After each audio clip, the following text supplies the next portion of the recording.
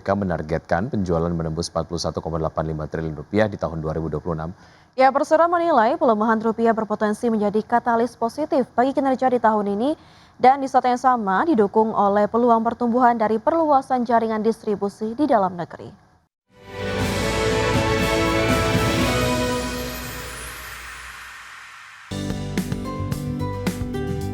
PT Mayora Indah Tbk menargetkan pertumbuhan penjualan sebesar 8,2% dan laba bersih sebesar 17,3% di tahun 2026. Selain itu, Persero melihat adanya peluang dari pelemahan nilai tukar rupiah yang justru mampu menopang kinerja pada tahun ini. Manajemen memproyeksikan Persero mampu meraup penjualan sebesar 41,85 triliun rupiah dan laba bersih mencapai 3,41 triliun rupiah pada tahun ini. Target tersebut mampu dicapai sejalan dengan kinerja penjualan hingga April 2026 senilai 12,48 triliun rupiah dan laba bersih mencapai 1,26 triliun rupiah. Selain itu, manajemen memperkirakan pelemahan nilai tukar rupiah terhadap dolar Amerika Serikat berpotensi menjadi katalis positif bagi kinerja pada tahun ini. Kendati pelemahan rupiah dapat meningkatkan biaya bahan baku, Persero menilai dampak tersebut dapat diimbangi oleh peningkatan pendapatan ekspor yang diterima dalam mata uang asing. Diketahui pasar ekspor Persero melalui sejumlah anak usaha berkontribusi sebesar 40% terhadap penjualan perseroan. Sentimen positif untuk kinerja perseroan lainnya juga tampak dari harga kopi dan coklat yang mulai menurun pada tahun ini.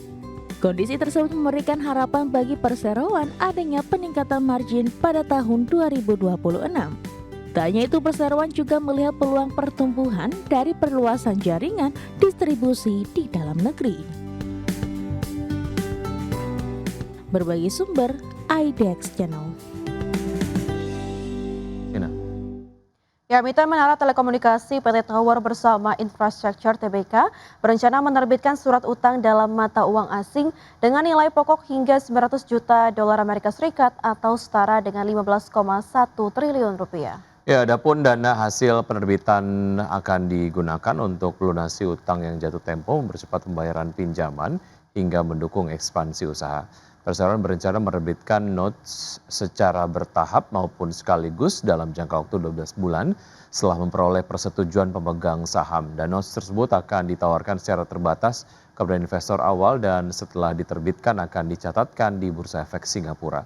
Perseroan menargetkan instrumen tersebut memiliki tenor maksimal 10 tahun dengan tingkat bunga tetap paling tinggi 8% per tahun dan menurut manajemen langkah pendanaan tersebut bertujuan memperluas dan mendiversifikasi basis kreditur sehingga perusahaan memiliki akses pendanaan yang lebih luas untuk mendukung pertumbuhan bisnis ke depan.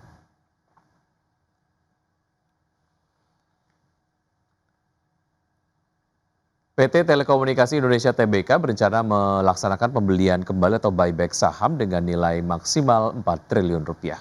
Ya, aksi korporasi ini akan dibahas dalam rapat umum pemegang saham pada 8 Juni mendatang. Jika disetujui, program buyback akan berlangsung hingga 1 tahun ke depan. PT Telekomunikasi Indonesia Tbk atau TLKM berencana melaksanakan buyback saham dengan nilai maksimal 4 triliun rupiah yang seluruhnya berasal dari kas internal perusahaan. Rencananya usulan ini akan dimintakan persetujuan dalam rapat umum pemegang saham pada 8 Juni 2026. Jika disetujui, periode pembelian kembali saham akan berlangsung mulai 9 Juni 2026 hingga 8 Juni 2027. Manajemen TLKM menegaskan jumlah saham yang dibeli kembali tidak akan melebihi 10% dari modal didapatkan dan store perseroan. Pelaksananya dapat dilakukan melalui Bursa Efek Indonesia maupun di luar Bursa Efek, baik secara bertahap maupun sekaligus. Langkah ini diambil untuk menjaga keharmonisan antara kondisi pasar dan fundamental perusahaan, serta memperkuat keyakinan terhadap prospek jangka panjang TLKM. TLKM yakini pelaksanaan buyback saham tidak akan memberikan dampak negatif material terhadap kegiatan usaha perusahaan. Hal ini karena perusahaan memiliki modal kerja dan arus kas yang dinilai cukup untuk membiayai program tersebut bersamaan dengan operasional bisnis. Meski demikian, aksi koperasi ini akan berdampak pada penurunan aset dan ekuitas perusahaan dengan nilai maksimal 4 triliun rupiah. berbagai sumber untuk IDXNO. Harga emas turun sekitar 3% pada perdagangan Jumat setelah laporan ketenagakerjaan Amerika Serikat yang lebih kuat dari perkiraan. Data tersebut memperkuat ekspektasi bahwa Bank Sentral Amerika Serikat akan mempertahankan suku bunga pada level lebih tinggi lebih lama, di tengah kekhawatiran inflasi yang dipicu oleh perang di Timur Tengah. Harga emas spot turun 2,96% ke level $4.341 per ons setelah sebelumnya menyentuh level terendah sejak 24 Maret pada sesi perdagangan tersebut. Secara mingguan, harga emas melemah sekitar 4,3%. Rilis data Biro Statistik Tenaga Kerja Departemen Tenaga Kerja Amerika Serikat terbaru menunjukkan jumlah tenaga kerja non-pertanian Amerika Serikat meningkat 172.000 pekerjaan pada Mei setelah naik 179.000 pekerjaan pada April yang telah direvisi naik.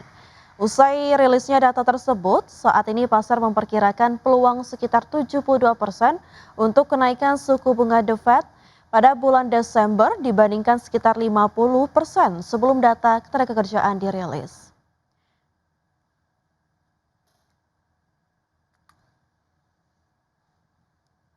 Selanjutnya update dari Bursa Global pemirsa.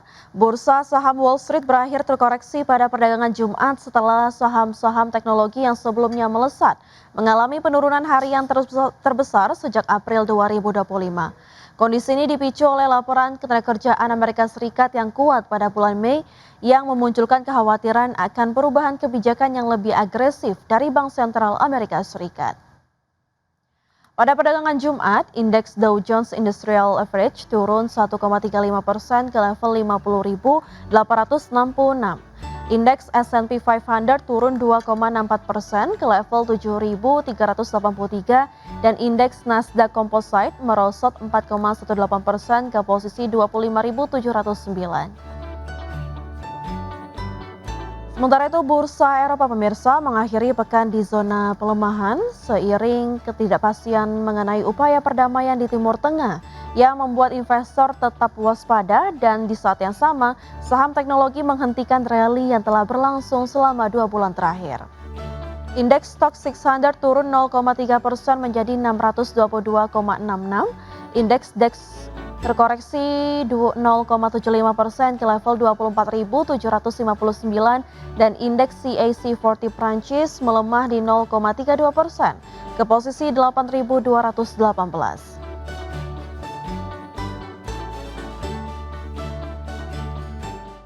Pemirsa, Presiden Prabowo Subianto saat meninjau Sekolah Rakyat Menengah Pertama atau SRMP 17 Tabanan Bali kembali menegaskan bahwa pendidikan adalah jalan terbaik mengentaskan kemiskinan serta kembali ditegaskan tidak boleh ada praktik suap maupun pungutan dalam penerimaan siswa sekolah rakyat.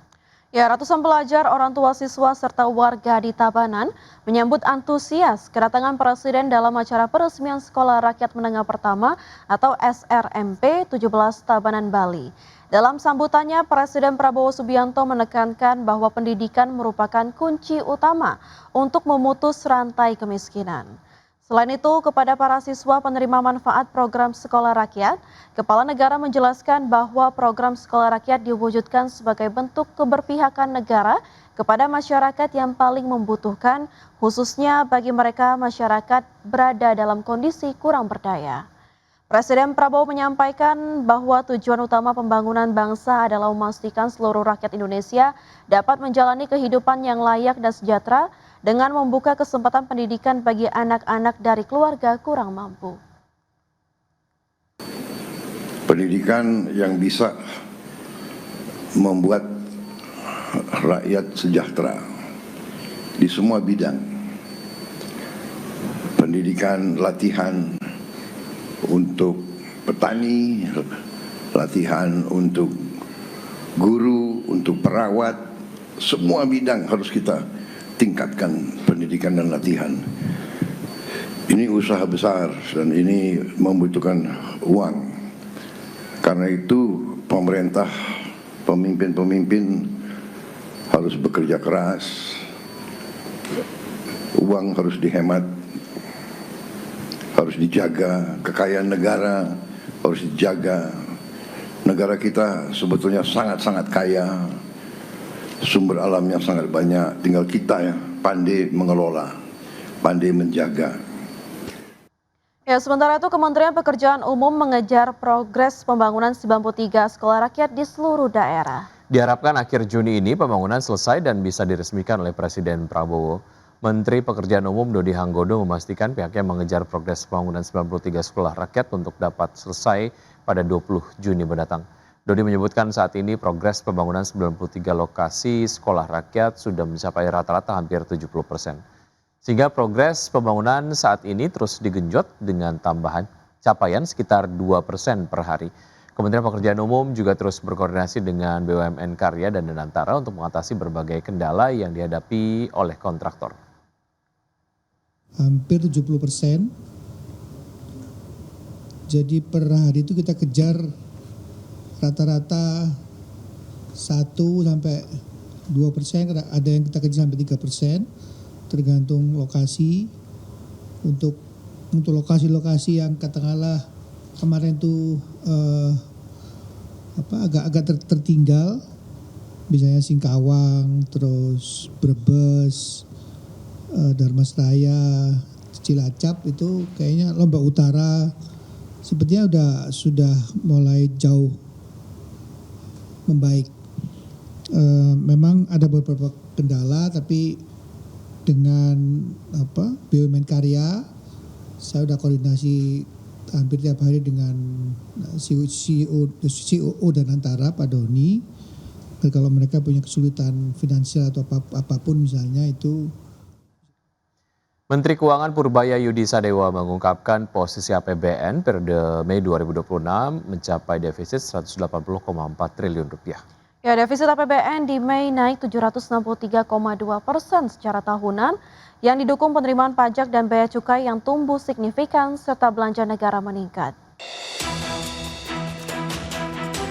Kementerian Keuangan mencatat defisit APBN sampai dengan 31 Mei 2026 mencapai 180,4 triliun rupiah atau setara 0,70% terhadap produk domestik bruto. Menteri Keuangan Purbaya Yudi Sadewa saat konferensi pers APBN kita edisi Juni 2026. Defisit ini tumbuh 763,2% secara tahunan dibandingkan dengan periode sama tahun lalu, yakni sebesar 20,9 triliun rupiah. Defisit ini disebabkan oleh selisih antara penerimaan negara keseluruhan sebesar 1.185 triliun rupiah hingga akhir Mei lalu. Pertumbuhannya mencapai 19,1% secara tahunan. Tercatat seluruh komponen penerimaan tumbuh positif. Menkyu Purbaya mengungkapkan penerimaan pajak terrealisasi 834,4 triliun rupiah atau tumbuh 22,1% dari 683,3 triliun rupiah pada Mei 2025. Sementara penerimaan kepabeanan dan cukai juga menunjukkan pertumbuhan positif dari April setelah sepanjang kuartal 1 2026 terkontraksi. Realisasinya mencapai 123,8 triliun rupiah atau tumbuh 0,7% secara tahunan. Target ya, kita selalu ingin mempercepat belanja mencapai 1.365,4 triliun rupiah yang merata nih. Kementerian lembaga 58,9% tumbuhnya, non kementerian lembaga 47%. Surplusnya jadi defisitnya mengalami triwulan sampai dengan Mei defisitnya 0,7. Jadi kalau lihat dari situ APBN kita amat aman.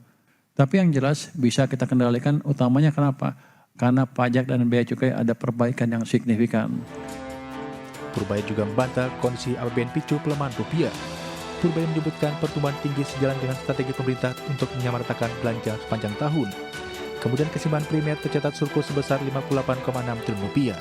Dari Jakarta, Tim Liputan IT Action.